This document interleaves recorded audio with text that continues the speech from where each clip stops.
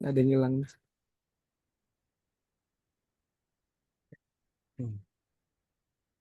Afwan untuk pada adik-adik semuanya, mohon untuk kameranya di-on-kan ya. Syukron. Baik. Kita mari semuanya. Alhamdulillah Rabbil Alamin. Wa bihi nasta'inu ala umuri dunya waddin. Wassalatu wassalamu ala asrafil mursalin. Wa ala alihi wa ashabi ajma'in. Wa man tabi'akum bi ihsanin ila yaumil qiyamah. Amma ba'du. Ada di semuanya. Sabahul khair. Subahun Nur. Kaifa halukum jami'an. Alhamdulillah ana bil khair. Masya Allah. Alhamdulillah. Masya Allah. Barakallah fiqh. Adik-adik semuanya, kita bersyukur pada Allah Subhanahu wa taala. Hari ini kita masih diberikan kesempatan untuk bertemu, untuk belajar, untuk apa lagi adik-adik? Untuk bertemu, belajar dan menuntut ilmu dan untuk mengamalkannya insya Allah. Ketika kita diberikan satu hari kehidupan ini adik-adik, maka itulah merupakan nikmat yang Allah berikan kepada kita untuk kita diberikan kesempatan melakukan banyak kebaikan yang nanti kelak akan ditimbang di yaumul hisab.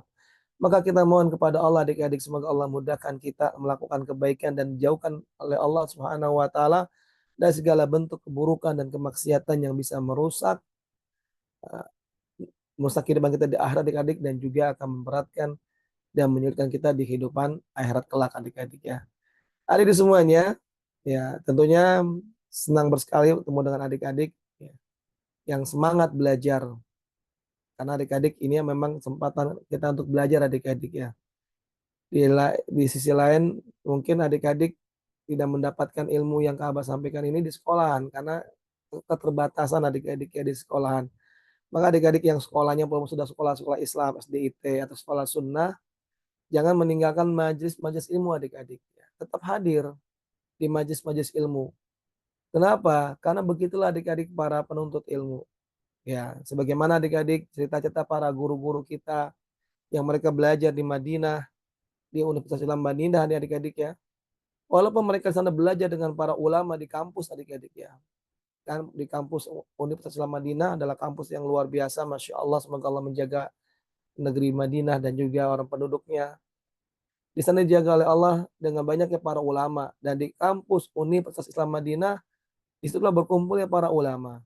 Tapi adik-adik tahu tidak, mereka yang belajar di Universitas Islam Madinah tidak pernah merasa dicukupkan dengan hanya belajar di kampus.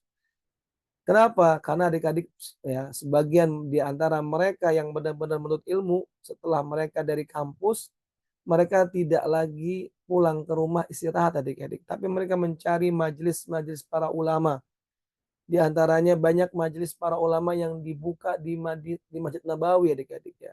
Seperti Syekh Abdul Razak dan yang lainnya adik-adik. Dan mereka hadir di sana untuk mengambil ilmu. Padahal Syekh Abdul Razak juga ngajar di mana? Di Universitas Madinah. Ngajar mereka juga di kampus. Tapi kan kalau di kampus terbatas adik-adik ya. Karena berdasarkan kurikulum. Tapi kalau di majelis nggak berdasarkan kurikulum. Tapi berdasarkan apa? Berdasarkan kitab-kitab yang dibahas. Makanya adik-adik, ya, kalau kita belajar di sekolah itu memang terbatas waktunya, terbatas pula materinya. Waktunya dibatasin hanya 2 jam pelajaran, yaitu sekitar 110 menit setiap satu mata pelajaran, sejam 10 menit adik-adik ya. Kemudian juga ada kurikulum yang membatasinya. Makanya adik-adik kalau meninggalkan majelis di luar sekolah seperti di masjid yang sudah ada kajian rutin, di online yang adik-adik tahu juga sudah ada rutin, lalu ditinggalkan, ini satu kerugian adik-adik, satu kerugian. Adanya kajian online ini merupakan salah satu kemudahan yang Allah berikan kepada kita semuanya. Maka kita ambil kemudahan ini, jangan kita tolak kemudahan yang Allah berikan ini adik-adik ya. Jangan kita tolak, kita sudah offline nih, nggak perlu lagi belajar online ya. Adik-adik semuanya jangan ditolak. Selama memang masih diberikan kita kesempatan untuk belajar di berbagai tempat, maka datangilah semuanya. Di masjid tetap datang, di online tetap juga belajar. Nah, demikian yang bisa Kabar sampaikan sebagai mukadimah. Ada semuanya, kita masih bahas tentang masalah praktek ibadah, tata cara ibadah haji adik-adik ya. Tata cara ibadah haji. Tapi sebelumnya adik-adik, sebelum kita bahas tentang kelanjutannya, Abbas mau bahas sama adik-adik murojaah dulu nih. Ya, murojaah apa Mas? Murojaah. yang sudah sudah kita pelajari kemarin. Dan tentunya ada nilai adik-adik ya. Kak Abbas kata sudah berapa nilainya nih? Apakah sudah ada yang mencapai nilai skor yang Kak Abbas targetkan? Yang karena Kak Abbas ada hadiah dari Kak Abbas insya Allah. Baik, rukun Islam yang kelima, pergi haji. Adik-adik setelah praktek ibadah haji selesai, nanti kita akan belajar kitab akidah adik-adik. Syarah akidah Ahlussunnah wal Jamaah. Ya, yang ditulis oleh guru kita Al-Ustadz Al-Fadil Al-Walid Syekh Yazid bin Abdul Qadir Jawas rahimallahu rahmatan wasi'ah. Ya. Insyaallah kita akan bahas kitab beliau yang sangat bermanfaat untuk nanti Kak Abbas ajarkan kepada adik-adik semuanya. Tentunya dengan bahasa yang bisa dipahami oleh adik-adik semuanya ya. Karena kata Salam hadisun nasa bima ta'rifuna bima ya'rifuna ya. Hajarkanlah manusia dengan apa yang bisa dipahami oleh mereka. Makanya Kak Abbas akan hajarkan adik-adik sesuai dengan yang adik-adik bisa pahami dari kitabnya beliau. Dan juga adik-adik nanti insya Allah tentang adab kita akan selain praktek nanti juga Kak Abbas akan sisipin tentang amalan sunnah, amalan setahun adik-adik. Amalan sunnah setahun adik-adik. Amalan sunnah setahun. Ini juga buah karya dari beliau. Rahimallahu itu Syekh Al-Fadil Al-Walid Yazid bin Abdul Qadir Jawas rahimallahu rahmatan wasi'ah. Itu nanti kita bahas juga adik-adik ya. Buku beliau yang akan kita bahas di kajian ini. Jadi untuk akidah kita pakai bahasan akidahnya pakai buku akidah beliau dan untuk adabnya nanti Abbas sisipkan dengan mengenalkan amalan sunnah setahun. Nah adik-adik semuanya banyak amalan sunnah yang terjadi yang banyak kaum muslimin mengerjakannya tidak sesuai Rasul ajarkan. Ya, ada amalan-amalan yang dianggap sunnah. Nah ini adik-adik ya. Amalan dianggap sunnah padahal tidak sunnah. Bahkan dia adalah amalan yang kategorinya yang tidak ada contohnya dari Rasulullah Shallallahu Alaihi Wasallam. Oke, kita lanjut saja adik-adik semuanya. Ya. Kamu mau tanya dulu apa syarat haji? Siapa yang bisa jawab? Ada poin ya, silakan. Apa itu syarat haji? Siapa yang tahu? Wih, agak, silakan agak. Balik Islam akal mampu. Terus balik Oh, Islam akal balik balik kali. Islam dulu Islam. Islam Balik di akal akal berakal mampu merdeka. merdeka. Masya Allah. Kita lihat benar gak jawabannya? Ya, Islam, balik, berakal, mampu merdeka. Masya Allah. Nilainya berarti dapat poin ya. 100 ya. Barakallahu fiik. Berapa sih poinnya kalau biasanya? Awas lupa.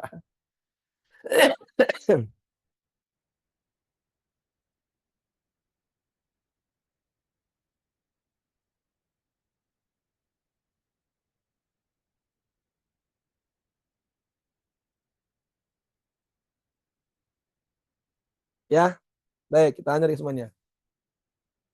Ada berapa mikot haji? Nah, sebutkan. Jangan agak lagi. Maksud agak terus poinnya banyak mah agak. Nanti belakangan agama. Jangan lihat buku ya. Kalau bisa jangan lihat buku. Coba ada berapa mikot haji sebutkan. Aku nggak bisa resen gitu Kak. Ya udah nggak apa. Al-Farizi. Ada 2, Nah, yang mikot pertama. mikot zamani dan mikot makani. Oke, mikot zamani. Apa itu maksud dengan mikot zamani? Al-Farizi. Perbatasan waktu. Mikot. Ya, batas waktu. Oke, batas waktunya itu kalau haji dimulai di bulan apa? Dari bulan Syawal. Iya, mumtaz. Barakallahu fiik. Ya. 100 buat Al-Farizi ya. Mikot zamani, mikot makani. Makani itu tempat adik-adik ya.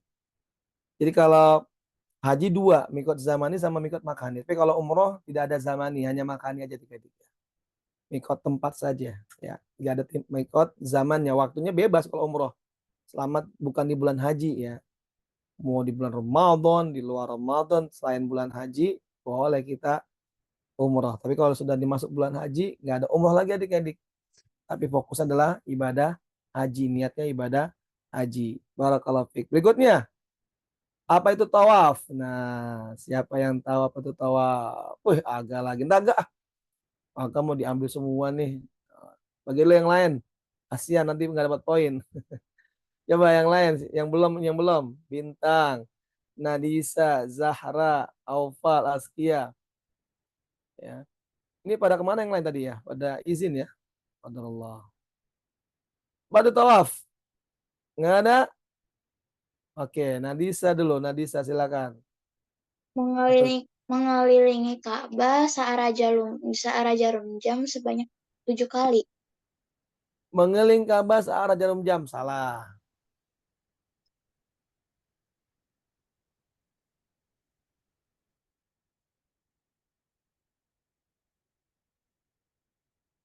Ayo apa agak? Mengelilingi Ka'bah dimulai dari Hajar Aswad sebanyak 7 kali. Iya, berputar ya. Tawaf tadi artinya berputar 7 putaran sekitar Ka'bah. Ya, arahnya bukan arah jarum jam, tapi arahnya kebalikan. Ya, kebalikan arah jarum jam. Ya, kebalikannya. Ya. Karena jam itu kan berputarnya ke kanan adik-adik ya, ke kanan. Jadi posisinya kalau kita muter itu ya berarti bahu kita sebelah kanan. Padahal yang benar itu muternya adalah bahu yang dekat dengan Ka'bah itu yang bahu yang kiri kita, bukan bahu yang kanan. Berarti kita muternya berarah membelakangi arah jam atau berlawanan dengan arah jam. Ya. Baik, barakallahu fiik. Lanjut berikutnya. Sebutkan macam-macam tawaf. Nah, siapa yang bisa nyebutin? Tanpa lihat buku, Masya Allah nih. Kalau nyebutin ada berapa? Ada 8 atau 7 kamu lupa. Ya. Macam-macam tawaf. Ya. Selain aga ada gak nih? Wah, ini aga Masya Allah nih. Semangat luar biasa nih.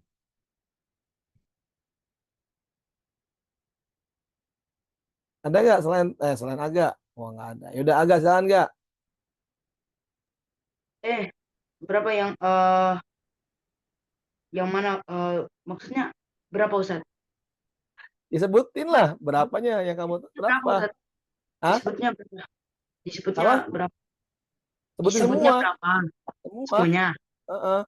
Tawaf ifadah, Nah, terus? tawaf kudum, tawaf wada, tawaf sunnah, tawaf nazar. Nah, terus? Udah kan Ustaz? Oke, kita ulang ya. Pertama adalah tawaf kudum, tawaf liko. Ini apa coba agak? Tahu gak apa tawaf kudum? Tawaf kudum. Lupa Ustaz. Siapa yang tahu tawaf kudum? Tawaf liko. Oh, tahu. Apa? Selamat datang. Selamat datang. Tawaf liko. Tawaf selamat datang. Tawaf pertama kali datang. Ya. Jadi tawaf pertama kali datang. Tawaf liko. Liko itu pertemuan adik-adik ya. Jadi tawaf pertama kali bertemu dengan Ka'bah. Adik-adik, kalau misalnya kita umroh ya, atau maupun haji, sebelum pelaksanaan haji kita melakukan tawaf liko dulu adik-adik. Datang ya ke hotel, belum kalau yang umroh nih ya, datang ke hotel belum belum belum melaksanakan umroh misalnya. Ya, kita belum niat umroh misalnya. Dari Mekah nih, apa pesawat Indonesia langsung ke Mekah, plek gitu ya. Nah, kemudian belum niat udah niat umroh ya. Maka kita datang sebelum melakukan kegiatan yang lain langsung umroh adik-adik. Jadi nanti tawaf qudum atau likonya udah masuk tuh di dalam tawafnya umroh adik-adik ya. Karena ada tawaf kudum sama tawaf liko. Nah, tawaf liko ini juga berlaku bagi orang yang tidak niat umroh. Ya, misalnya dia mau niatnya dagang nih adik-adik. Ke Mekah nih langsung. Ya. Nah, berarti dia nggak niat umroh nih ke Mekah. Maka ketika itu dia sebelum melakukan jual beli perdagangan dan sebagainya, dia tawaf dulu di Ka'bah sebanyak 7 kali. Namanya tawaf penghormatan pada Ka'bah adik-adik. ya, yang baru datang dari luar Makkah. Namanya tawaf kudum atau liqa bertemu dengan Ka'bah, ya. Itu ya, yang pertama. Yang kedua adik-adik, tawaf ifadah. Nah, ini tawaf apa adik-adik? Ada yang tahu nggak apa tawaf ifadah? Silakan jawab, saya ingin tahu. Apa itu tawaf? Ifadah. Hah? Tawaf ifadah itu apa? Tawaf ifadah, tawaf wajib adik-adik. Wajib bagi siapa? Bagi yang haji. Haji. Ya, Tawaf haji dong. iya. Ini tawaf hukum haji namanya. Ya. Bagi yang tidak haji ya tidak wajib. Bagi yang cuma datang ke sana untuk datang ya nggak tawaf ifadah karena nggak niat haji. Tapi Kalau bagi niat tawaf, haji apa? kalau tawaf rukun umroh ada nggak sih? Ada tawaf umroh namanya adik-adik ya. Yang tadi kamu jelaskan. Ya. Ntar kita bahas. Kan tawaf wada. Apa nih tawaf wada? Anda tahu nggak tawaf wada? Tawaf terakhir saat Ya, tawaf perpisahan. Ya. Sebelum kita meninggalkan Mekah, misalnya udah selesai nih, udah umroh kita nih, udah melakukan amal apa sudah melakukan praktik umroh ya kan, dari pakai pakai baju apa ihram, kemudian kita tawaf, mandi, kemudian tawaf, kemudian sa'i, udah selesai nih, tahalul, potong rambut, kemudian setelah itu kita boleh tuh main-main tuh kan ada 5 hari lagi nih, wah ada waktu 5 hari nih, udah kita main-main ke Madinah, ke masjid adik-adik ya, sholat setiap 5 waktu sholat di sana. Nah pas itu pas hari terakhir mau pulang ke Indonesia. Nah sebelum kita pulang ke bandara, ya sehari sebelum pulang kita lakukan tawaf wada dulu, tawaf perpisahan. Ini yang terkadang adik-adik orang-orang yang melakukan amalan umroh lupa dengan hal ini adik-adik. Karena nggak paham. Mereka menganggap sudah umroh sudah selesai. Memang tawaf wada sunnah hukumnya. Tapi sunnah ini sunnah yang sangat ditekankan adik-adik ya. Dikerjakan agar mendapatkan keutamaan. Mudah-mudahan tawaf wada ini menjadi tawaf kita ya perpisahan yang kemudian nanti Allah pertemukan kembali adik-adik. Ya.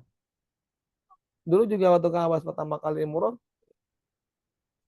banyak amalan-amalan yang terlewatkan karena lupa ya, karena lupa. Begitu pula banyak kaum muslimin, orang-orang yang umroh juga lupa.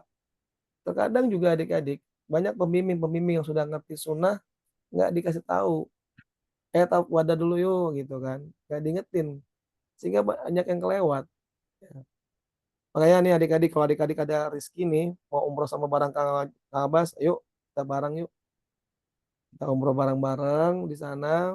Nanti selain amalan sunnah dikerjakan, nanti Kang Abbas akan kenalkan beberapa situs-situs bersejarah dengan kisah-kisah di dalamnya. Biar adik-adik merasa berada di dalam kisah tersebut insya Allah. Ya, jadi bagian dari kisah tersebut. Nah, kalau adik-adik punya rezeki, kita umroh. Nah, gimana supaya punya rezeki? Adik-adik boleh nabung deh sekarang, nabung ya. Nabung untuk umroh ya. Kalau adik-adik mau nih umroh ya, kita adakan umroh di bulan Ramadan adik-adik. Kenapa Kak Mas? Karena umroh di bulan Ramadan seperti adik-adik seperti orang haji adik-adik. Pahalanya seperti pahala orang yang berhaji ya. Umroh di bulan Ramadan pahalanya seperti orang yang berhaji. Makanya kita umroh di bulan Ramadan. Pahalanya banyak, besar, besar sekali. Kemudian tawaf umroh. Nah, ini tadi yang ditanyakan oleh Al-Farizi ya. Tawaf umroh. Kalau tawaf liqa tadi adik-adik itu buat orang yang baik mau niat umroh ataupun tidak niat umroh, maka ada tawaf liqa. Nah, bagi yang umroh dia boleh tawaf liqa dulu adik-adik. Misalnya datang nih, ya sudah pakai ihram, sudah niat umroh nih, ya dia boleh tawaf liqa dulu misalnya. Datang lalu tawaf liqa, ya. Atau juga boleh dijadikan satu niat umroh dengan liqa. Jadi adik-adik dia datang kemudian langsung umroh nih, lakukan liqa. Jadi kan datang nih ke hotel dari baju apa dari pakaian lalu kemudian berangkat tuh langsung ke Masjidil Haram. Ya mulai lakukan apa adik-adik tadi tawaf ya, tawaf umroh 7 kali. Ini juga bisa dinamakan tawaf liqa adik-adik ya. Karena digabungkan jadi satu ya. Boleh nggak misalnya Kak Abbas datang nih, ternyata misalnya belum praktek, belum umroh nih. Maksudnya belum umroh itu gimana? Maksudnya belum melakukan ritual umroh. Boleh nggak tawaf liko gitu adik-adik misalnya ya. Maka kalian semuanya sebenarnya ketika umroh sudah termasuk tawaf liko itu adik-adik. Ya, kan pas datang biasanya nih adik-adik kalau yang travel sunnah itu pas datang langsung istirahat sebentar sejam 2 jam kemudian langsung lakukan umroh biar cepat selesai. Nah, selesai umroh baru kemudian kita adik-adik kita selesaikan. Nah itu udah termasuk tawaf liko juga adik-adik ya karena pertama kali datang ke Mekah langsung tawaf sebelum melakukan apa-apa adik-adik ya. Nah itu bisa adik-adik seperti itu ya. Tawaf umroh adik-adik tawaf yang bukan rukun umroh ya. Setelah berikhram maka melakukan tawaf ini di awal. Tuh, di awal. Berarti kan sama dengan liko. Baru datang udah langsung tawaf. Sama dengan tawaf liko. Ya, jadi bisa niatnya dua tuh adik-adik. Lakukan niat tawaf umroh sama tawaf liko adik-adik ya. Berikutnya tawaf nazar. Nazar itu karena ada niat adik-adik. Karena ada janji. Ya, dia nazar nih janji ya. Saya kalau nanti lulus dengan nilai terbaik diterima di Universitas Islam Madinah, saya mau tawaf nazar. Saya nazar akan tawaf adik-adik ya. Nah, ketika dia lulus dari Madinah maka dia tawaf adik-adik. Wah, ini salah keterangan adik-adik afwan. Ya. Apa tujuan tawaf adik-adik? Anda tahu apa tujuan tawaf? Siapa yang tahu apakah itu tujuan tawaf?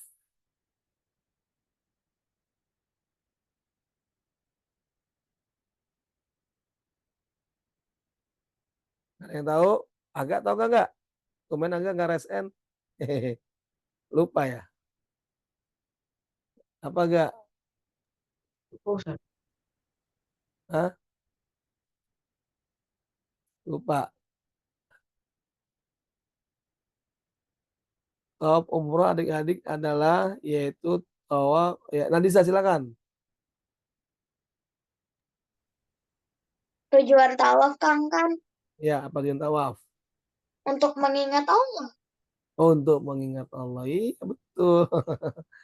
Itu untuk mengingat Allah ngapain lagi coba? Ya, mengingat Allah. Itu tujuan dari tawaf, ya. Jadi kenapa disyariatkannya tawaf di Ka'bah dan antara Safa dan Marwah dengan sa'i serta melempar jumroh ini dalam rangka untuk mengingat Allah. Ya, adik-adik semuanya, masya Allah. Ustadzi wa ustadzuna Syekh Al-Fadil Al-Walid Yazid bin Abdul Qadir Jawa sama Allah Ta'ala rahmatan wasi'ah. Beliau adik-adik ke dalam kondisi sakit kemarin haji adik-adik. Haji yang terakhir guru Kang Abbas ini haji. Padahal beliau dalam keadaan sakit adik-adik. Sakit lalu menggunakan kursi roda dan juga bahkan dengan infus adik-adik. Ya. Kok bisa Kang Abbas? Biasanya kalau yang sakit kan nggak boleh haji ya. Beliau punya apa adik punya kekhususan adik-adik. Apa kekhususan beliau? Beliau ini adik-adik Masya Allah ya. Sering mendapat undangan ke Saudi adik-adik ya. Maka setiap tahun beliau selalu haji. Ya, selalu haji dan juga para ulama di sana mengenal beliau. Ya, mengenal beliau adik-adik. Bahkan beliau juga adik-adik disebut oleh para ulama sebagai ulama juga adik-adik. Hanya saja beliau orangnya tidak menunjukkan atau mengaku-ngaku sebagai ulama. Enggak seperti di Indonesia adik-adik ya. Ada orang mengaku saya ulama gitu. Saya ulama pada keilmuannya jauh sekali dari ilmu seorang ulama. Ya. Tapi beda dengan beliau. Beliau jadi dianggap oleh para ulama di sana sebagai ulama adik-adik ya. Masya Allah ya. Karena memang keilmuan beliau yang luar biasa. Keilmuan beliau yang luar biasa. Kita lihat semuanya ya. Untuk mengingat Allah. Sekarang sebutkan syarat-syarat tawaf. Siapa yang tahu? Siapa yang ingat? Ada enggak? Syarat-syarat tawaf. Lupa. Nah, bintang Askia mana nih kameranya? Lagi rusak ya? Nggak hidupin. Ya, kameranya lagi rusak kali ya. Kita usnuzon. Ya, kameranya lagi rusak. Baik, syarat-syarat tawaf. Ingat nggak? Yang pertama apa? Jelas yang pertama adalah niat adik-adik ya. Afwan, syarat itu kan bukan tata cara, maaf. Syaratnya muslim. Oh, tata cara niat ya adik-adik ya. Syaratnya muslim. Ya. Siapa lagi habis muslim? Hah? berakal. Bukan orang gila adik-adik ya. Orang gila nggak bisa nggak boleh tawaf adik-adik ya, dilarang ya. Kemudian niat ya, muslim berakal kemudian niat ya. Niat tuh tawaf. Kemudian apa lagi adik-adik? Waktunya ya. Tawaf ada terikat waktunya. Kapan waktunya? Ya waktunya sesuai dengan yang ditentukan. Maksudnya waktunya kapan nggak Mas? Waktu sebenarnya adik-adik ya. Waktu yang di sini masuk adik-adik adalah waktu tawafnya adik-adik ya. Ingat nggak penjelasan abang, penjelasan ke Abbas tentang masalah waktunya? Ya, ya waktunya jelas adik-adik yaitu ketika kalau waktu adik-adik, kalau waktu dalam tawaf ini adik-adik tidak tidak terbatas adik-adik ya. Tapi kalau tawaf haji ada waktunya adik-adik ya. Ini kalau tawaf haji adik-adik ya ada waktunya. Karena kita lagi bicara haji maka ada waktunya. Sedangkan kalau tawaf umroh nggak ada waktunya. Maksudnya apa? Nggak ada jam berapanya, tanggal berapanya, bebas. Bebas adik-adik, bebas. Mau pagi, mau siang, mau sore, mau habis isya, mau nanti malam, jam 12 malam, mau tawafnya silakan. Tapi kalau haji ada waktunya adik-adik. Jadi yang kita bicarakan ini syarat-syarat tawaf haji adik-adik ya. Ya, kemudian yang berikutnya setelah waktu adik-adik setelah waktu tawaf sebanyak 7 kali ya. Tawaf sebanyak 7 kali ya. Jadi nggak boleh tawafnya 8 kali, 9 kali, 10 kali, lebih nggak boleh adik-adik. Kalau lebih namanya bid'ah adik-adik. Karena tidak ada para ulama yang mengatakan boleh lebih dari 7 kali. Tidak ada adik-adik. Kurang juga nggak boleh. Tapi harus 7 kali. Ya harus 7 kali. Nggak boleh lebih, nggak boleh kurang. Kemudian tawafnya di dalam masjid. Nah, adik-adik Ka'bah ini berada di dalam masjid posisinya adik-adik. Ya, dalam masjid, dalam bangunan masjid. Dalam bangunan masjid. Dulu memang adik-adik zaman sebelum Rasulullah diutus, belum ada masjid. Jadi Ka'bah itu ya ya Ka'bah aja nggak ada masjidnya.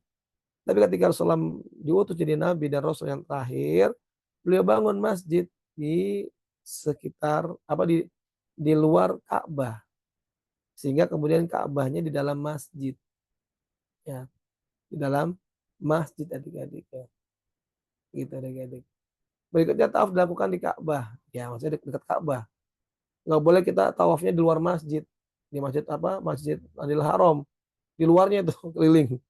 Selain capek juga adik-adik gede kan. Kalau sekarang udah gede ya masjid Adil Haram luas. Kalau keliling tawafnya di luar masjid capek adik-adik ya. Mendingan di dekat Ka'bah, deket enak adik-adik nggak capek ya.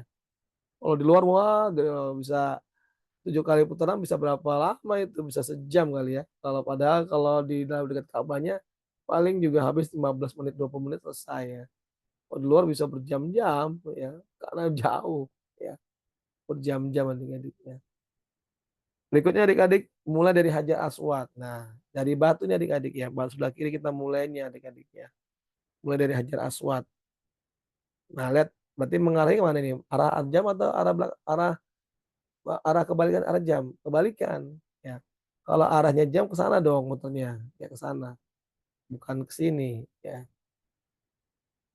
Nah, kemudian semuanya jelas syaratnya menutup aurat ya. Nah, kalau buat laki-laki pakai ihramnya seperti tadi adik-adik ya. Ya, kalau perempuan menutup aurat. Dulu adik-adik sebelum Rasulullah diutus, orang-orang yang tawaf itu adik-adik ada yang dalam keadaan telanjang adik-adik. Nggak pakai baju ya. Itu zaman jahiliyah dahulu adik-adik. Ya, mereka tawaf tanpa pakai baju ya. Telanjang. Nah, kemudian setelah ketika diutus larang tawaf dengan telanjang ya. Nggak boleh tawaf tertutup ya.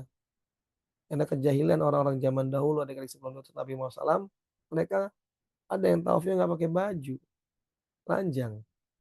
Ya. Alhamdulillah adik-adik ya. Kemudian Allah pun mengutus Nabi Muhammad SAW untuk menjelaskan kepada umat. Nggak gitu tawafnya. Tawaf itu nggak boleh telanjang.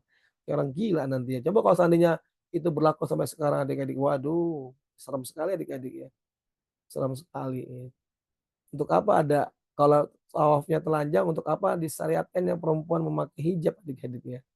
Oh, tawaf juga telanjang adik-adik. Makanya tidak demikian. Ya. Berikutnya menjadikan Ka'bah di sebelah kirinya ya. Ka'bah di sebelah kirinya. Ya, bukan sebelah kanan. Lihat nih adik putaran ini, adik-adik putaran yang digambar ini jelas adik-adik kan putarannya berlawanan dengan arah jam ya. Bukan dengan searah dengan arah jam, tapi berlawanan dengan arah jam.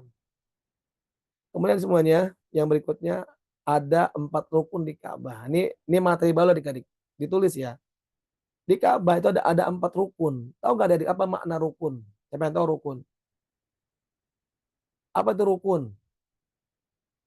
4 rukun nih. Ya. Adik-adik di Ka'bah itu ada 4 rukun. Apa gak rukun gak? Rukun itu apa? Kewajiban. Wajiban ya. Kalau untuk apa? Kalau itu Yang harus dipenuhi. memenuhi itu dalam ibadah ya. Tapi kalau dalam Ka'bah rukun itu apa?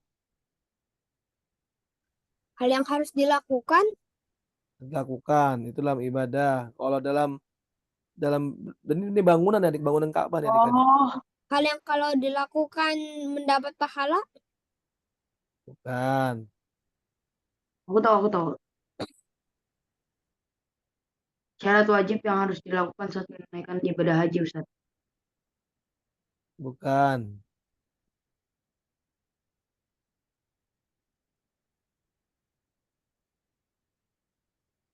Oh, wajib Oh, haji. hal yang harus dipenuhi, bukan. Rukun apa? dalam ya, baik rukun yang di Ka'bah ini memang namanya rukun juga adik-adiknya. Ya, rukun rukun apa? Rukun Yamani, rukun Syami, rukun Iraki, rukun Aswad adik-adiknya. Itu adalah maksudnya adalah pojok adik-adik ya. Artinya pojok ya. Pojok yang mengarah kepada arah wilayah tertentu. Nah, adik-adik di dalam Ka'bah itu kan bangunan persegi ya, persegi. Nah, persegi itu kan ada pojok-pojok adik-adik, ada siku-sikunya. Yang setiap pojoknya adik-adik mengarah kepada arah wilayah tertentu. Ya, tapi nggak semua, hanya beberapa saja, 3 aja. Setelah Hajar Aswad adik-adik ada namanya disebut. Jadi yang pertama rukun Hajar Aswad. Ya. Kemudian setelah itu rukun Iraki. Ya, rukun Iraki. Berarti Iraki adik-adik rukun yang mengarah kalau sudut apa adik sudutnya itu adik-adik sudutnya itu kalau ditarik garis lurus itu arahnya ke Irak adik ke Irak. Kemudian ada lagi rukun Syami. Nah, pojoknya itu ya kalau diluruskan itu mengarah ke Syam, negeri Syam. Adik ya. Kemudian ada lagi adik rukun Yamani. Nah, rukun Yamani itu sama adik-adik, Yaman, ke arah Yaman. Jadi titiknya itu kalau diluruskan adik-adik mengarah Yaman. Ya. Begitu kata para peneliti adik-adik ya. Nah, adik semuanya, ini contoh adik, lihat gambar video ini. Ya. Syrian corner berarti Syria, Syam. Yaman ini corner berarti Yaman. The Black Stone berarti artinya hajar apa? Sudut Hajar Aswad. Ini Irak. Ya, kemudian Syria itu Syam. Ya. Kemudian Yemeni berarti Yaman. Ada adik-adik ya. Ini namanya rukun, pojok. Ya. Pojok-pojok ini adik-adik kalau dibikin garis lurus, maka garis lurus ini akan mengarah kepada wilayah tersebut. Ya, pas mengarahnya satu ke Irak, satu ke Yaman, satu ke Syam. Ya itu adik-adik ya. Wallahu a'lam bishawab. Demikian yang dijelaskan. Berarti pojok adik-adik ya. Rukun di sini pojok. Adapun rukun dalam ibadah tadi yang disampaikan oleh Aga sama Al-Farizi, sesuatu yang dilaksanakan, yang wajib dikerjakan, ya betul adik-adik ya. Sekarang setelah tawaf nih, kemarin kan belum selesai awas adik-adik dari sini ya. Ayo adik-adik semuanya, ada pertanyaan kemarin yang mengatakan kalau batal gimana Kak Abbas? Setelah Kak Abbas baca lagi adik-adik, kalau batal tidak perlu mengulang tawaf dari awal, tapi tinggal melanjutkan. Dia wudhu kembali, minggir dulu, kemudian dia lanjutkan tawaf berikutnya adik-adik. Kenapa? Karena tawaf beda dengan sholat. Ya, ini kata para ulama adik-adik. Sebagian ulama, jumhur ulama mengatakan tawaf beda dengan sholat. Ya, kalau sholat jelas kalau batal mengulang kembali. sedangkan kalau tawaf tidak, ya. Karena tawaf beda dengan sholat, adik-adik ya. Wallahu a'lam bishawab. Nah, setelah tawaf adik-adik menuju makam Ibrahim. Makom, bukan makam adik-adik ya. Wah, ada orang yang bilang ini adik-adik, katanya orang-orang Salafi, ya orang-orang yang berpegang pada Ahlus Sunnah wal Jamaah itu Salafi, bilang sholat di dalam sholat yang di dalam masjidnya ada kuburan nggak sah. Gimana dengan makom Ibrahim gitu adik-adik. Jadi adik-adik ada orang menganggap makom Ibrahim itu adalah makam kuburannya Nabi Ibrahim AS. Keliru adik-adik ya. Keliru. Makom, ya memang kalau di Indonesia adik-adik yang namanya makam ya kuburan. Ya, makam itu kuburan ya. Tapi sebenarnya ini bukan makam, ini makom. Makom, dia kata koma yakumu. Ini apa namanya adik-adik, masdar adik-adik ya. Makom, koma, dia kata koma. Apa koma adik-adik? Berdiri. Koma itu berdiri adik-adik. Jadi makom itu tempat berdiri Nabi Ibrahim alaihissalam. Ya. Jadi ketika Nabi Ibrahim membangun Ka'bah, beliau berdiri di Ka'bah di satu tempat yang tempat tersebut adik-adik batunya ketika diinjak sama beliau membentuk kaki beliau. Nah, posisi batu ini masih ada. Maka kemudian batu ini dinamakan makom, tempat berdiri Nabi Ibrahim. Tempat berdirinya Nabi Ibrahim alaihissalam. Nah, secara syariat kita disuruh sholat untuk di belakang makam Ibrahim adik-adik. Ya. Salat 2 rakaat, bukan menyembah batu itu. Ya, bukan untuk menyembah batu. Sebagaimana adik-adik orang-orang kafir bilang, katanya orang Islam melarang menyembah batu karena itu syirik. Tapi ternyata orang Islam menyembah Ka'bah gitu adik-adik ya. Bukankah Ka'bah itu batu? Nah, adik-adik ini keliru adik-adik ya. Ketika orang sholat di depan Ka'bah, menghadap Ka'bah, bukan sedang menyembah Ka'bah, tapi Ka'bah itu sebagai patokan. Sebagai apa? Sebagai patokan arah. Ya.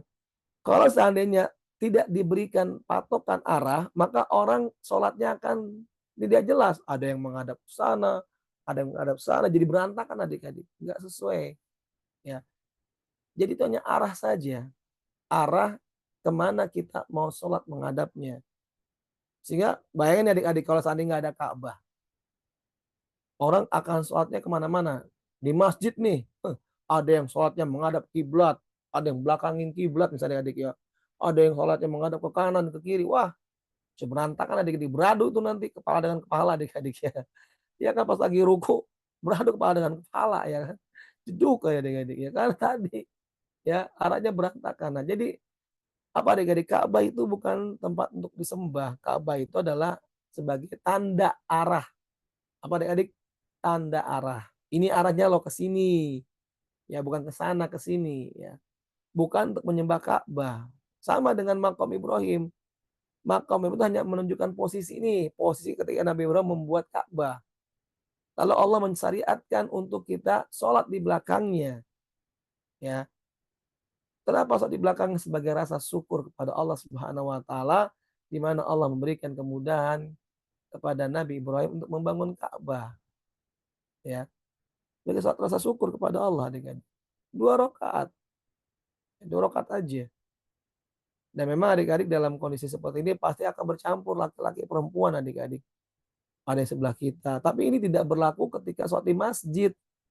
Sebagaimana ada orang sesat, kelompok sesat, yang ketika sholat id adik-adik dicampur laki perempuan. Disamakan ketika kondisinya di Ka'bah. Beda.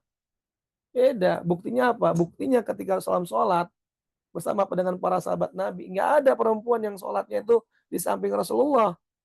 Kalau seandainya itu benar adik-adik dibolehkan, pasti Ummul Mukminin Aisyah radhiyallahu anha akan sholat di samping Rasulullah SAW karena beliau sangat cinta kepada Rasulullah. Pasti akan sholat di samping Rasulullah. Ya.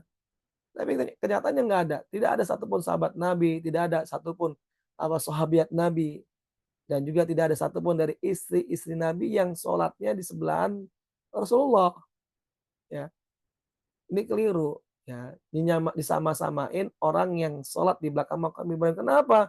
Karena memang kondisinya nggak mungkin nyari terpisah adik-adik karena begitu banyaknya orang. Ada yang tawaf, kemudian kita sholatnya di belakangnya orang yang tawaf itu, nggak jauh dari sana.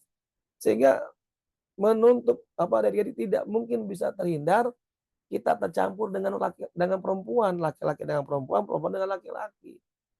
Makanya orang-orang yang ngerti sunnah biasanya nyari agak jauhan dikit adik-adik, biar nggak terlalu bercampur. Tapi kebanyakan orang-orang awam nyampur.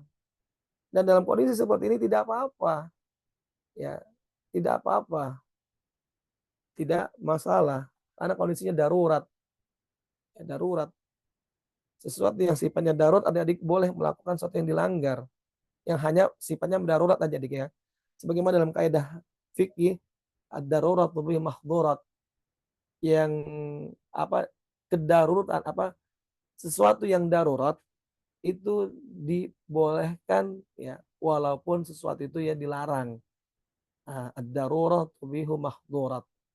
Sesuatu yang darurat itu dibolehkan, ya, walaupun itu terlarang adik-adik. Nah, kondisinya darurat, nggak bisa, ya, nggak bisa kalau nggak bercampur susah. Kecuali punya 2 Ka'bah adik-adik ya. Satu Ka'bahnya buat ikhwan, satu Ka'bah buat akhwat. Nggak mungkin juga dibuat 2 Ka'bah. Karena cuma 1 Ka'bah, ya. Nggak mungkin 2 Ka'bah. Maka dalam kondisi ini darurat. Tapi tidak bisa dijadikan bolehnya sholat di masjid berjamaah dengan cara dicampur sebagaimana orang-orang yang sesat, ya. Nah, yang adik-adik ada tuh di televisi kemarin sesat yang sholatnya nyampur sholat idnya, perempuan di sebelah. Alasannya karena di Madinah di Masjidil Haram kayak gitu, ngaco adik-adik ya. Itu ngaco. Masa yang darurat dipakai kepada kondisi yang tidak darurat. Ini nggak boleh adik-adik ya. Ini namanya pemahaman Islamnya ngaco adik-adik. Inilah adik-adik kalau kita memahami Islam tidak menyesuaikan dengan pemahaman Rasulullah dan para sahabat. Jadinya ngaco adik-adik ya. Jadinya sesat. Ya, makanya nggak boleh kita memahami agama adik-adik agama Islam ini dengan pemahaman kita masing-masing. Kayak Kak Abbas nih, Kak Abbas nggak berani memahami Islam dengan menjelaskan kepada adik tentang Islam dengan pemahaman Kak Abbas gitu, nggak berani. Ya. Harus dengan pemahaman, jangankan Kak Abbas, para ulama pun nggak berani.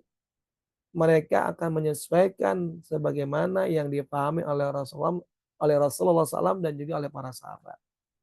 Iya adik-adik ya. Kemudian setelah itu apa adik-adik? Nah, adik-adik kamu tadi ada yang kelewat. Ini sebelum sholat di belakang makam Ibrahim adik-adik ya. Jadi adik-adik di antara 4 rukun tadi ada rukun yang boleh kita mengusapnya sebagai bentuk syariat adik-adik. Tidak ada keutamaan apa-apa adik-adik. Tidak ada keutamaan. Ini hanya Rasulullah memerintahkan kita untuk mengusap, maka kita mengusap. Tapi ada sebagian orang-orang Islam yang awam adik-adik. Tapi ibu agama mereka ada yang mengusap semua dinding Ka'bah, ya. Diusap sama dinding Ka'bah, ada yang mencium-ciumnya adik-adik semua dinding Ka'bah. Ini enggak benar. Adik-adik. Yang boleh diusap hanya 2 rukun. Yang pertama rukun Hajar Aswad sama rukun Yamani. Itu yang boleh kita usap. Adik-adik ya. Tapi biasanya adik-adik kalau kondisi lagi umroh atau haji ini nggak mungkin kita bisa mengusap Hajar Aswad. Kenapa adik-adik? Karena banyak orang yang memaksakan untuk bisa mengusap Hajar Aswad. Jadi akhirnya penuh. Nah, kita nggak bisa adik-adik mengusap Hajar Aswad. Sebagai penggantinya kita hanya melambaikan tangan seperti ini. Tangan kanan. Sambil menghadap Hajar Aswad lalu berkata Bismillah Allahu Akbar. Tapi adik-adik melambaikan tangan ini hanya untuk ketika kita tidak bisa menyentuh Hajar Aswad. Kalau untuk rukun Yamani nggak boleh kita lambaikan tangan. Kalau kita bisa nyentuh, sentuh. Kalau kita bisa mengusap, usap. Rukun Yamani. Tapi kalau kita nggak bisa mengusap, ya sudah. Kita lewat aja. Ya. Lewat aja adik-adik ya. Nah adik-adik, di antara nanti setelah rukun Yamani ini adik-adik ketemu lagi dengan Hajar Aswad nih. Ya. Nah di antara ketika kita jalan dari rukun Yamani ke Hajar Aswad itu ada doanya adik-adik. Ada doanya. Doa yang khusus itu hanya pada doa ini saja adik-adik. Ya. Apa doanya? Rabbana atina fid dunya hasanah wa fil akhirati hasanah wa qina adzabannar. Pasti ada yang sudah hafal. Ya. Ini doa sapu jagat, doa yang meminta kepada Allah kebaikan di dunia sama di akhirat. Ya adik-adik ya. Namanya doa sapu jagat adik-adik, doa sapu jagat. Ya, semuanya disapu, maksudnya diambil kita adik-adik ya. Pengen dapat kebaikan di dunia sampai pengen dapat kebaikan di akhirat ya haruslah wajib adik-adik kita mohon kepada Allah mendapatkan kebaikan di dunia dan di akhirat. Ya. Nah itu hanya doa itu tadi adik-adik ya. Cuman ada itu tidak di dalam tawaf hanya ada doanya itu cuma dua ya selama 7 putaran ya adik-adik. Tidak ada doa khusus. Tapi sebagian orang-orang travel yang tidak ngerti sunnah adik-adik atau dai-dai yang banyak melakukan bid'ah bukan melakukan sunnah, mereka mengajarkan doa-doa setiap putaran. Sampai ada yang megang buku adik-adik. Satu putaran baca doanya, dibaca-baca dia. Padahal adik-adik nggak ada doa yang mengkhususkan. Tapi kita dianjurkan berdoa, iya, boleh berdoa. Ya. Boleh selawat, boleh baca Al-Quran. Jadi kita adik-adik ketika muter nih, boleh baca Quran. Sambil baca Quran, sambil jalan. Ya. Ini sambil tawaf, sambil baca Quran. Atau berdoa boleh. Atau selawat Allahumma sholli ala Muhammad wa ala ali Muhammad kama sholaita ala Ibrahim wa ala ali Ibrahim. Terus kita baca. Ketika ketemu dengan rukun Yamani sampai ke Hajar Aswad kita baca doa Rabbana atina sambil jalan. Rabbana atina fid dunya hasanah wa fil akhirati hasanah wa qina adzabannar. Rabbana ulang lagi kalau belum nyampe adik-adik. Rabbana atina. Berapa jumlahnya? Tidak ditentukan jumlahnya. Tidak dibatasi. Ya, mutlak. Jumlahnya tidak dibatasin. Ya, tidak terhitung bebas. Mau 2, mau 3, maunya sampai Hajar Aswad selesai. Nanti setelah Hajar Aswad boleh baca Quran lagi, boleh selawat lagi, atau doa yang lain. Allahumma gfirli wali walidayya warhamhuma kama rabbayani shaghira. Atau doa yang lain. Doa supaya diberikan akhlak yang mulia. Allahumma inni a'udzubika min munkaril akhlak wal a'mali wal ahwa'i. Boleh deh semuanya. Doa itu boleh kita gunakan. Jadi nggak ada adik-adik doa-doa yang khusus. Tidak seperti orang-orang travel-travel umum yang tidak mengerti sunnah. Akhirnya adik-adik banyak orang yang memberatkan. Karena akhirnya memberatkan, dibikin buku. Kemudian dibaca. Setiap putaran dibaca. Ya, padahal nggak harus ya, baca buku itu. Dan memang tidak ada yang khusus. Kita berdoa dengan doa. Bahkan kalaupun ternyata kita nggak bisa doa pakai bahasa Arab, pakai bahasa Indonesia.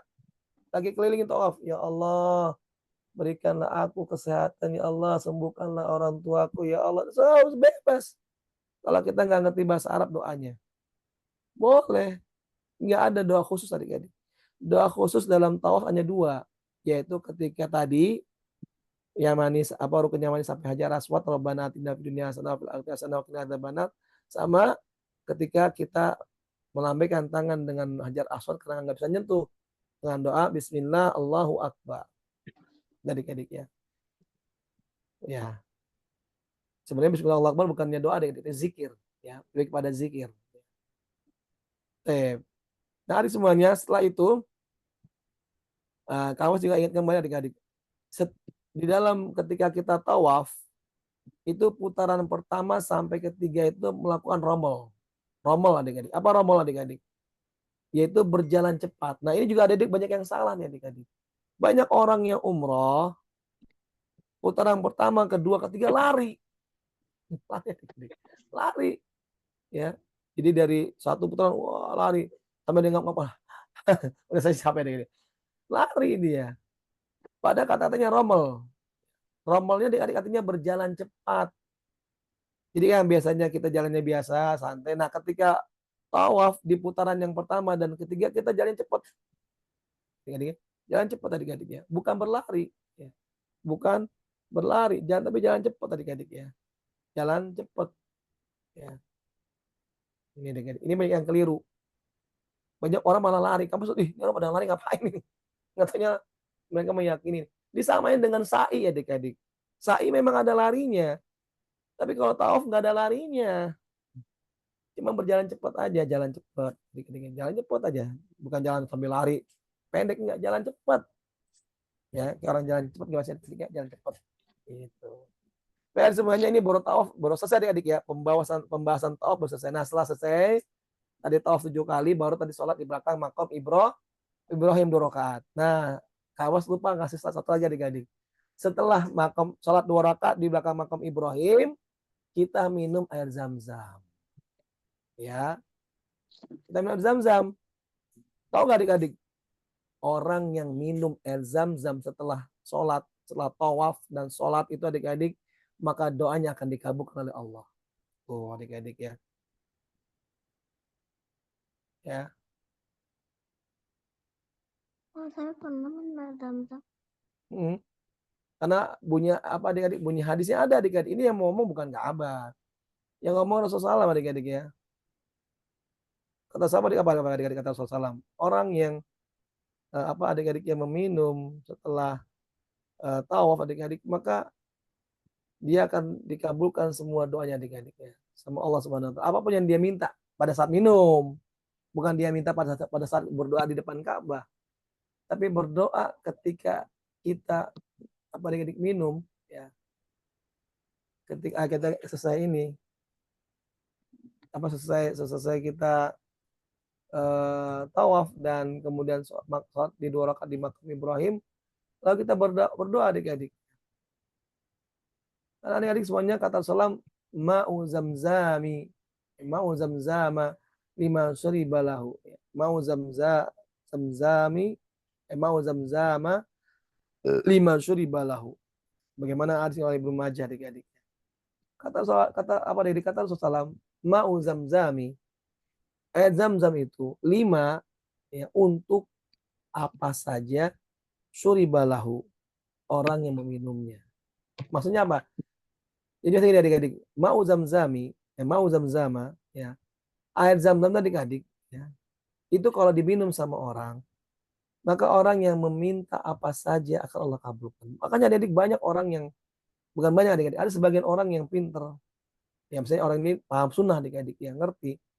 Lalu dia ingin sekolah di Madinah, lalu dia umroh adik-adik. Nah ketika dia umroh, dia tekadkan niat dia ingin masuk Madinah, sekolah di Universitas Madinah adik-adik. Setelah dia tawaf, dia sholat, kemudian dia minum air zam-zam. Dan ternyata adik-adik banyak yang Allah kabulkan. Adik-adik diterima adik-adik di Universitas Islam Madinah. Ya. Tadi dengan kesungguhan dan niat dikabulkan sama Allah. Maka Allah akan kabul. Atau adik minta yang lain. Minta apa saja maka Allah akan kabulkan 5 syuribalahu. Kata sahabat adik 5 ya untuk orang-orang yang meminumnya ya baginya segala apa yang dia minta akan dikabulkan oleh Allah. Ya. Ma'u zamzama 5 syuribalahu. Air zam-zam itu ya akan mengabulkan doa bagi orang yang meminumnya. Barakallahu fikum, demikian yang bisa Abah sampaikan. Jika ada pertanyaan silakan 2 pertanyaan diperbolehkan. Ya, silakan.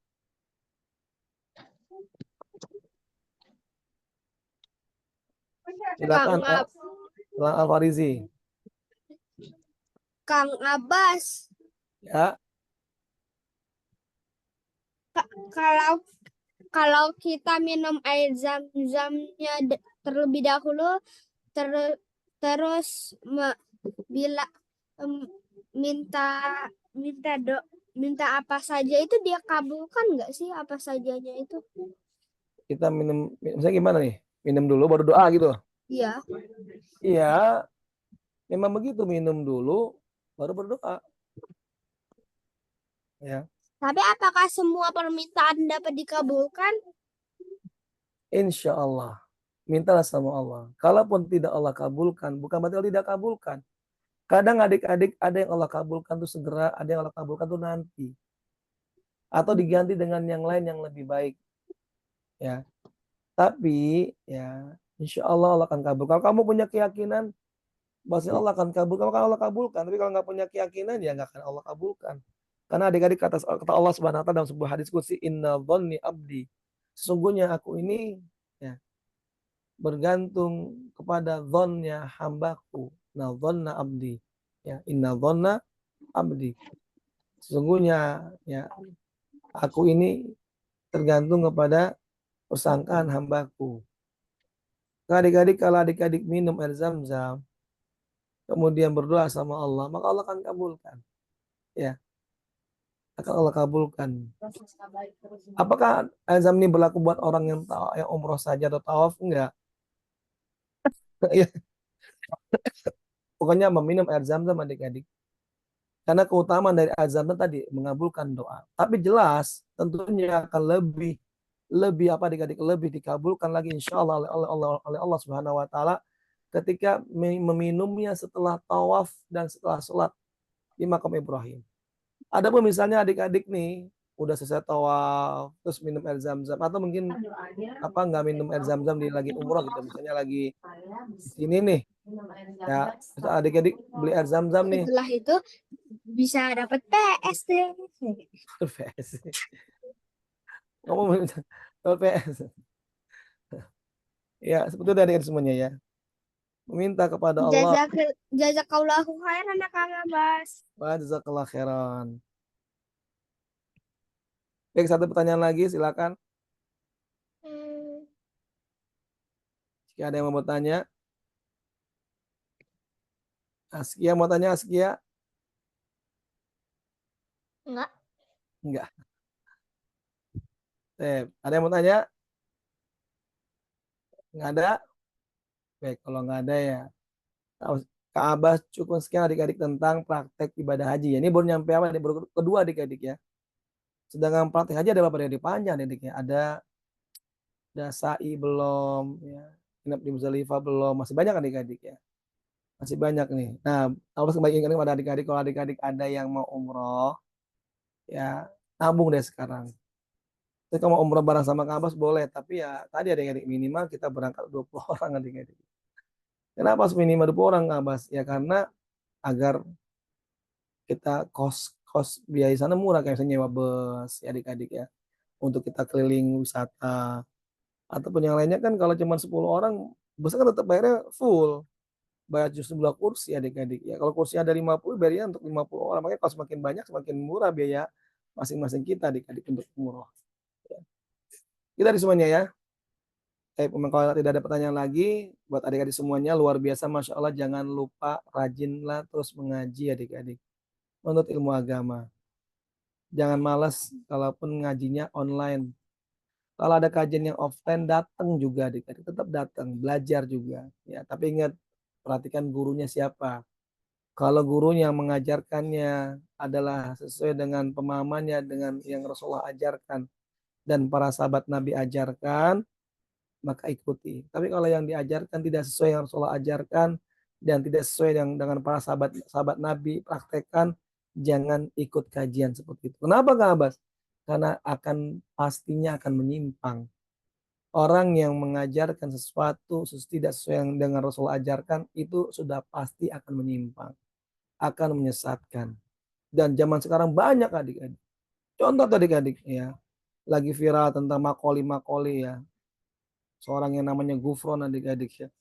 Ini bahaya adik-adik ya. Dia bicara tanpa ilmu. Dia itu merasa dirinya paling hebat, bicara belajar sama Allah 40 tahun. Belajar sama Allah adik-adik ya. Subhanallah. Nabi Muhammad saja di hadis SAW tidak belajar begitu ya. Tapi Nabi Muhammad SAW dapat wahyu dari Allah, bukan belajar dengan Allah. Ini kan luar biasa adik. Dusta adik-adik. Sebenarnya ini dusta, bohong. Nah, adik-adik semuanya ya. Banyak para pendusta yang banyak suka berbohong dengan cerita-cerita bohong. Adik-adik ya. Cita-cita yang orang bisa terbang, Nabi bangkit di kuburnya lalu mencium tangannya, mencium lututnya, adik-adik ini bohong, adik-adiknya bohong. Dan banyak sekali dan ternyata adik-adik kebohongan ini ternyata banyak juga yang ngikutin adik-adiknya. Banyak para pengikutnya. Ya. Kenapa banyak pengikutnya? Karena yang ngikutin gak ngerti agama. Mudah ditipu dan disesatkan. Maka adik-adik semuanya, adik belajar di sini supaya apa? Supaya tidak mudah ditipu dan disesatkan. Kalau apa yang Kak Abbas sampaikan tidak ada dalilnya, ya, kalian boleh bisa tegur Kak Abbas. Mana dalilnya Kak Abbas? Bilang begini begitu. Alhamdulillah sampai saat ini Kak Abbas selalu menyampaikan dalil-dalilnya. Ya. Jadi insya Allah masih terjaga. Kalau ada orang bicara tanpa dalil, tanya dalil mana? Ustaz, dalilnya mana Ustaz? Misalnya Ya, ada puasa bulan Shofar atau ada amalan di bulan Shofar, mana dalilnya? Ya, itu adik-adik ya. Kita kalau dalam masalah agama adik-adik kita nanya dalilnya mana? Apa sih dalil Kang Abbas? Dalil itu tadi petunjuknya mana? Petunjuk dari Rasulnya mana? Ada gak? Adik-adik ya. Benar gak Rasulullah memerintahkan demikian? Tapi kalau dalam masalah agama adik-adik yang ditanya bukan mana dalilnya, tapi mana larangannya adik-adik. Misal, jangan ditanya, emangnya di zaman Nabi ada handphone? Mana dalilnya ada handphone gitu adik-adik ya. Ya nggak bakal ada ya handphone di mana ada zaman sekarang gitu ya. Tapi yang ditanya adalah mana larangannya? Dilarang nggak kita menggunakan handphone gitu adik-adik ya. Tentunya yang ditanya larangan dari mudorotnya. Dari handphone itu ada mudorotnya nggak? Gitu adik-adik ya. Misalnya di handphone ada mudorotnya bisa begini-begini. Nah, kita lihat dalilnya. Oh ada nih dalil yang melarang kalau misalnya kita ya melakukan sesuatu yang bisa menimbulkan mudarat nggak boleh dilakukan. Apa dalilnya? Kata Rasulullah, la dororo wala diror.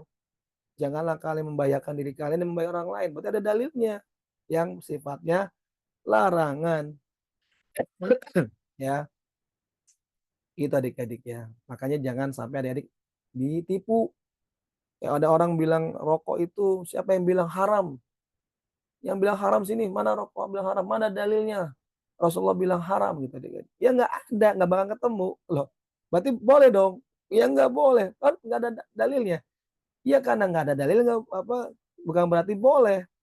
Karena di zaman Rasulullah adik-adik tidak ada orang yang ngerokok dan tidak ada rokok jam itu. Di semua negara nggak ada rokok. Rokok itu zaman-zaman setelah Rasulullah wafat. Maka ditanya larangannya, ada nggak larangannya untuk merokok? Ada apa? La dororo wala diror. Jadi ketika tidak ada dalilnya bukan berarti boleh. Ini kebalik adik-adik. Kalau masalah agama ditanya dalil. Kalau masalah dunia ditanya larangannya. Bukan dibalik. Kalau masalah agama ditanya larangannya. Kalau masalah dunia ditanya dalilnya. Ada gak dalilnya? Kita adik-adik ya.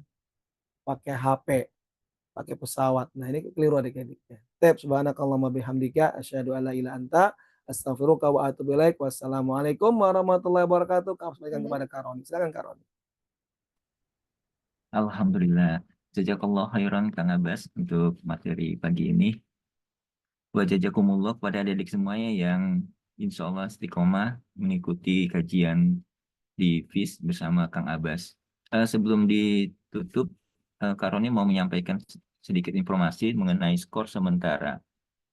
Skor sementara paling tinggi oleh Aga dengan nilai 500, Al-Farizi 450, nomor 3 Rifki skor 400, kemudian Nadisa 310, Zahra 285, Aufa 150, Bintang 140, Hafiza 135. Demikian untuk beberapa skor sementara. Jadi untuk adik-adik mohon